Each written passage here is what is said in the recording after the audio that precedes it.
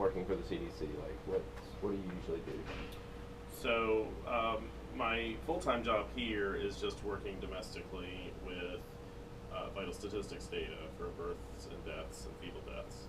But I was a participant in the International Technical Assistance Program a couple of years ago when I went to South Africa. So I worked for a few months with the South African government in epidemiology and in statistics. So I had two projects that I worked on. One was to work in the South African government with their data systems.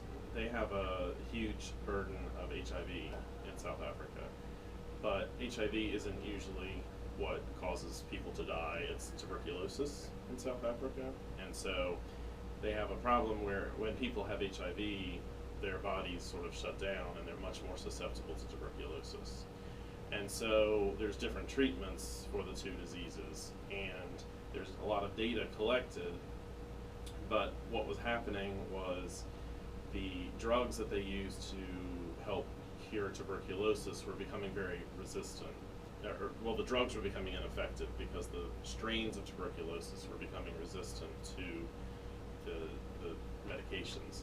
So even though people were taking drugs, they weren't getting any better, and then having both tuberculosis and HIV meant that they weren't going to survive.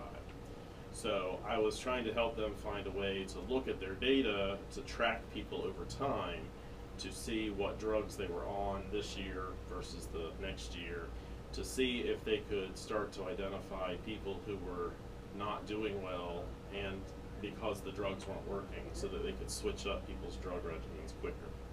Because right now what happens is information didn't get shared very much.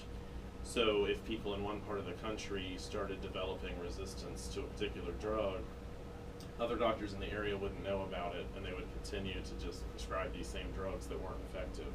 So people would end up dying because of HIV and tuberculosis because they weren't getting the right drugs. Okay. How long were you in South Africa? So I was in South Africa for 4 months, and then I spent a little bit of time before and after doing some work while I was here, just preparing for the trip, and then coming back, had to write up some reports about what I did while I was there. Do you feel like you made an impact and helped them a lot? Well, the project that I was supposed to work on didn't go very well. Things in Africa kind of run on African time, and so things are very slow, and so I had hoped I would be able to do more work while I was there, but they were able to continue the project after I left, and some people from Great Britain, I believe, started working on the project the next year after I left, trying to make some additional progress. So, yeah. So what's your future in global health? Are you going to travel some more? I would like to. They, CDC has offices in about 60 countries around the world, and we have staff that go over for 2 and 3 years at a time to help. Mostly we go over to help the governments train their local staff on how to implement field epidemiology programs and how to interpret data and how to run laboratories. And so there's been a lot of money that President Bush authorized through PEPFAR. It's the President's Emergency Plan for AIDS Relief. And so it pumped a lot of money specifically into Africa to get all of the countries in Africa to have a lot more capacity to do their own work instead of having to rely on the US or other governments. And that's a lot of CDC's role in going overseas, is to help the countries learn how to do the work themselves so that they don't have to rely on other people.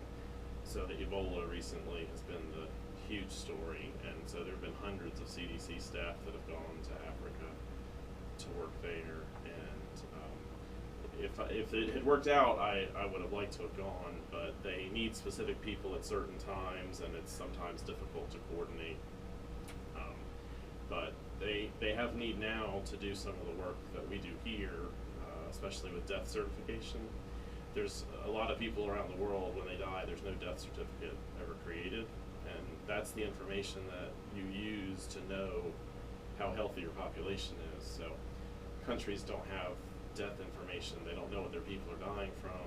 They don't know where to put their money in public health. And so if we can get these countries stronger systems they'll be able to better use the money that they have